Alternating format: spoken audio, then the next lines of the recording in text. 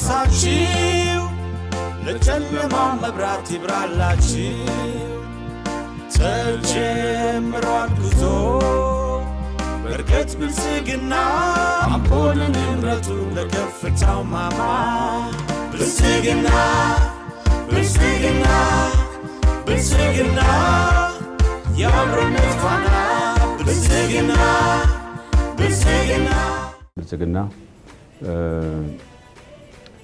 ወደ 8 የሚሆኑ የተለያዩ ፖለቲካ ፓርቲ ተደራጅቶ የነበሩ ወደ አንድ ሆኖ መጥተው በጋራ የመሰረቱት አዲስ ፓርቲ ነው።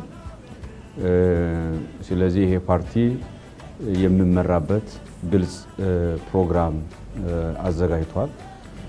ይሄ ፕሮግራም ነባራዊ የኢትዮጵያ የረጅም ጊዜ የነበሩ የፖለቲካ ጥያቄዎች ምንድናቸው? ኢትዮጵያ ካላት ገናና ታሪክ አንፃር ዘላቂና ቀጣይነት ያለው ጠንካራ ህዝብ ማገርም ሆኖ መውጣት ይቻላል ምን ይሄንን ሊመልስ የሚችል ማይቀፍ ከተዘጋጀ በኋላ ከዚህ ማይቀፍ የተቀዱ የፖለቲካው ፕሮግራም ተዘጋጅቶ ይሄ የፖለቲካ ፕሮግራም ሁሉንም ኢትዮጵያዊ ለሁሉም ኢትዮጵያዊ ከሁሉም ኢትዮጵያዊ ጋር አብሮ ማደግ መበልጸግ የሚያስችል ፍኖት ላይ ተመስርቶ የተዘጋጀ ስለሆነ በዚህ አስተሳሰብ ላይ የጠራ ሐሳብ መያዝ ለዚህ አስተሳሰብም ይበልጥ ተራማጅ የሆነ አቋም ይዞ የህዝቡን ፍላጎት የህዝቡን ጥያቄ መመለስ የሚያስችል ፓርቲ በትልቁ ይዞ የተነሳው ዓላማ ዳር ለማድረስ የሚያስችል ፕሮግራም ላይ መሰረት የተደረገ አስተሳሰብ ማንቂያ ስራ መስራት ይጠይቃል ማለት ነው። ስለዚህ በዚህ ውስጥ የተሳተፉ ያሉ የድርጅታችን አባላት እና አመራር እንደም እንደገለጽኩት በዚህ ማይቀፍ ውስጥ ያሉ የፖለቲካ ድርጅቶች ሆነው የነበሩ ወደ አንድ ቦታ ሲመጡ በመጡበት ሰዓት አግላይ የነበሩ የፖለቲካ አስተሳሰቦችን በማፍረት ሁሉም ወደ አንድ አገራዊ የፖለቲካ አውድ ውስጥ ገብቶ በጋራ ሊታገል የሚችልበት ሀገርን በጋራ ለማቆም የሚያስችል ማንም ሊገፋ የማይችል ሁሉም ግን የጋራ ቤቱን መገንባት የሚያስችል ትልቅ ተቋም የገነባ ፓርቲ ነው ማለት ነው ብልጽግና ፓርቲ።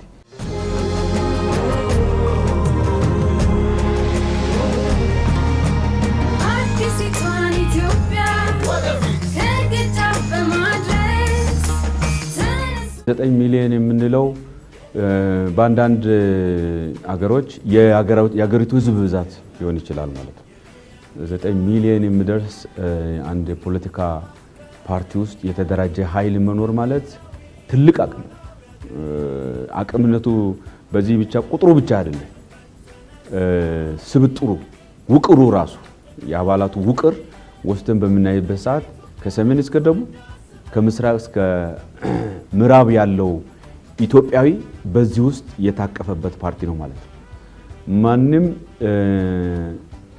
የትም አሻግሮ ሊያይ የሚችል አይደለም ማለት ነው። የኔ ፓርቲ የሚል አስተሳሰብ ፈጥሯል ማለት ነው። ወደ የትኛውም የአገሪቱ አቅጣጫ ተጉዘን ብናይ የብልጽግና ፓርቲን እንደ የራሴ ፓርቲ ነው፣ አገርን ያበለጽጋል።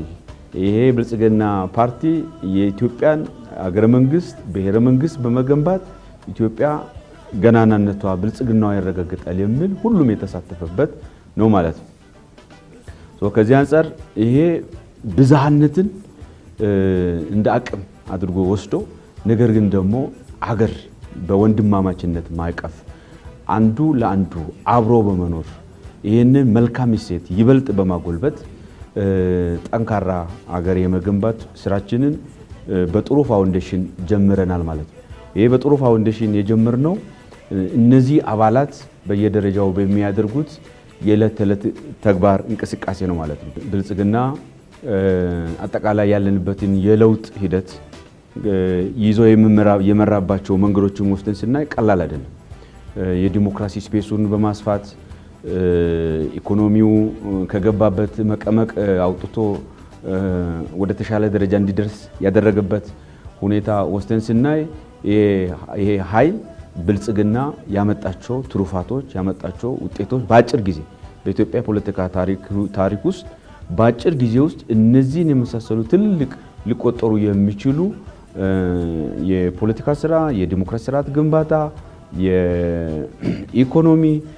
ኢኮኖሚውም ስንል ከግብርናው አንስቶ አጠቃላይ ከማኑፋክቸሪንግ ጋር ተያይዞ የተሰሩ ያሉ ስራዎች ይሄ አመራሩም አባሉም ተንቀሳቅሶ ያመጣቸው ጉዳዮች ነው። የተለያዩ አስተሳሰቦች በአገሪቱ የፖለቲካ ትግል ውስጥ ያሉ ከመሆናቸው ጋር ተያይዞ እነዛ ፍላጎቶች ወደሚፈልጉበት አቅጣጫ የሚጎትቱበትና ፍላጎቶችን ለማሳካት የሚሄዱበት ርቀት ከመሆኑ ጋር ተያይዞ በአንድ ትንፋሽ ጀምረን እንዳንጨርስ የሚያደርጉ ጉዳዮች አሉ ማለት ነው። ስለዚህ እነዚህ ግን ይበልጥ እየጠሩ እየጎለበቱ ሊሄዱ የሚችሉበት ሁኔታ ይፈጠራል ማለት ነው።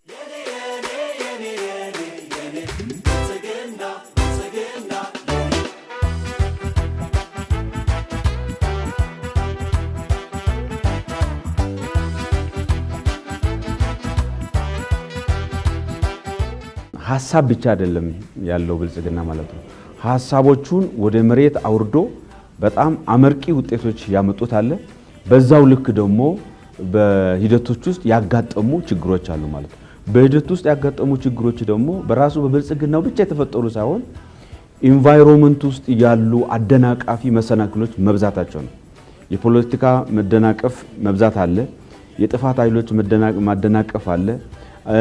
ከዚህ ጋር ተያይዞ የነበሩ የፖለቲካ ትርክቶች የፈጠሩት አለ። እነዚህ ጉዳዮች ጭምር ሆኖ ነው በዚህ ጊዜ ውስጥ ብልጽግና እነዚህን ያስመዘገበ ይሄዳል ማለት ነው።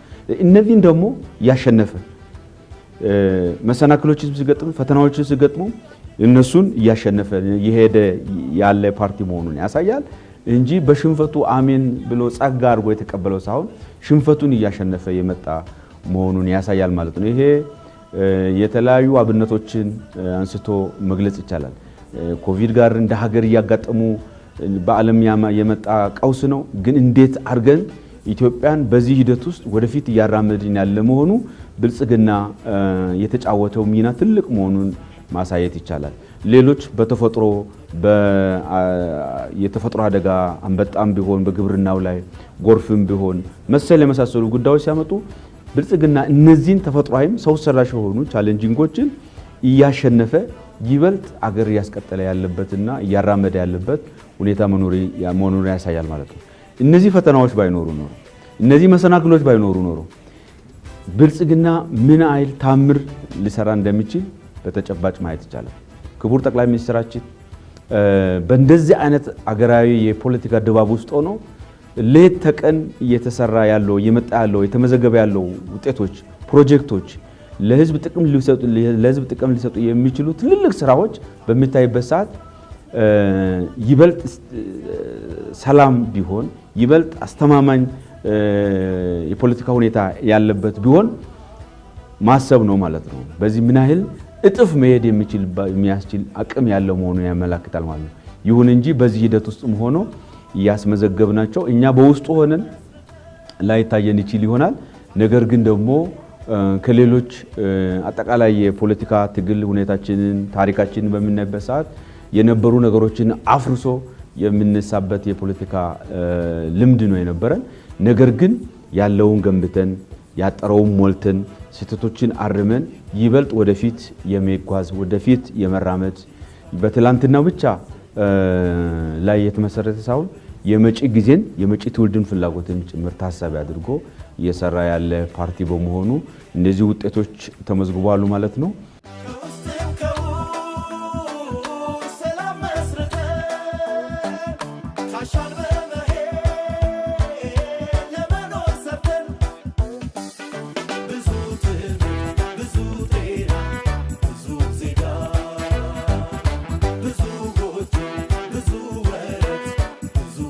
ብልጽግና ከዋናው መስሪያ ቤት ከማዕከላዊ ኮሚቴ ጽሕፈት ቤቱ ተነስቶ ስትራክቸሩ መዋቅሩ በሁሉም ክልሎች ከዛ ባሉ በዞንም በወረዳም እስከ መጨረሻ እስከ ቀበሌ በመዋቅር ደረጃ የተደራጀ ነው ማለት ነው። ይሄ ትልቅ በአደረጃጀት ደረጃ ትልቅ የተዘረዘረ ተጨባጭ ውጤት ሊያመጣ የሚችል መዋቅራዊ አደረጃጀት ዘርግቷል ብልጽግና ማለት ነው። ይሄ አንዱ አቅም ነው። በሌላ በኩል ደግሞ ያሉት ጉዳዮች የሀገራችንን ቀጣይ ሁኔታ የተሟላ ሙሉ አድርጎ ቤቱን ለመገንባት በምናደርገው ሂደት ውስጥ ሊኖር የሚችል የአስተሳሰብ ጥራትን ሊያረጋግጡ የሚችሉ ግልጽ የመወያያ የአቅም መገንቢያ ሰነዶች ናቸው። እነዚህ ሰነዶች ደግሞ በተለያየ መንገድ ተዘጋጅቶ እነዚህ ሰነዶች ላይ ደግሞ የተለያዩ ስልጠናዎች ሲሰጥ ቆይቷል ማለት ነው። እነዚህ ስልጠናዎች መሰጠቱ ብቻ አይደለም። ብልጽግና በትልቁ እውነትንና ዕውቀትን በትልቁ ይዞ የሚታገል ነው ማለት ነው። ዕውቀት ያስፈልጋል፣ እውነት ደግሞ በትልቁ ያስፈልጋል ማለት ነው። ሁለቱን ሳይሸራረፍ ሁለቱን በህብረት ይዞ የሚፈጽም ነው። ከዕውቀት አንጻር አሁን ህዝቡ ከደረሰበት አጠቃላይ የብልጽግና ፍላጎት፣ የእድገት ፍላጎት፣ የዲሞክራሲ ስርዓት ግንባታ ፍላጎት ጋር ወስደን በምናይበት ሰዓት ይሄንን ሊመልስ የሚችል ይሄንን ሊያስተናግድ የሚችል ብቁ የሆነ የሰው ኃይል የተማረ የተመራመረ በአቅም የተፈተነ ኃይል ይጠይቃል ማለት ነው። ለዚህ ብልጽግና ይሄንን ሊያረጋግጥ የሚችል ትልቅ የሰው ኃይል አባሉንም ወስደን በምናይበት ሰዓት የተሻለ አቅም ያላቸው አመራሮች ወደ ኃላፊነት እየመጡ ያንን ሊያረጋግጡ የሚችሉ ስራዎች የተሰራ ያለበት ሁኔታ ነው ያለው። ይሄ አሁን ለተመዘገቡ ውጤቶችም የራሱ ትልቅ አስተዋጽኦ አበርክቷል ማለት ነው።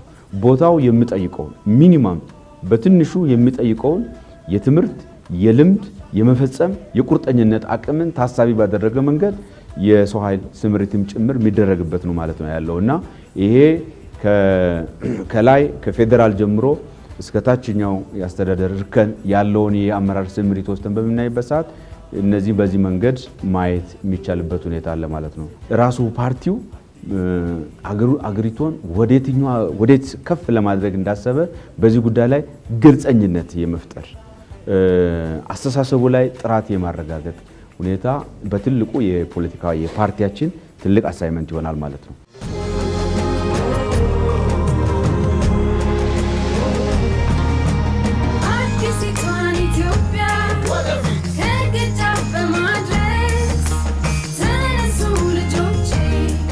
ብልጽግና በባለፉት ጊዜያቶች በባለፉ ዘመናት በሀገራችን የተገነቡ መልካም ትርክቶች፣ መልካም ድሎችን፣ ትሩፋቶችን እንደ ሀብት እንደ ጸጋ አድርጎ እሱን ደምሮ ይነሳል።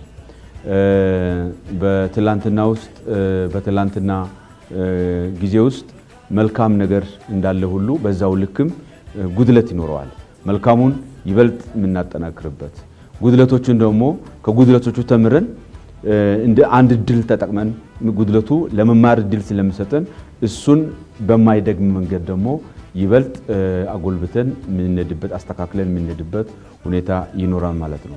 ይበልጥ ኃላፊነትና ይበልጥ ተነሳሽነት ፈጥረን ይሄን እውን የምናደርግበትና የገባነውን ለህዝቡ የገባነውን ቃል በተግባር የምናረጋግጥበት ይሆናል ማለት ነው።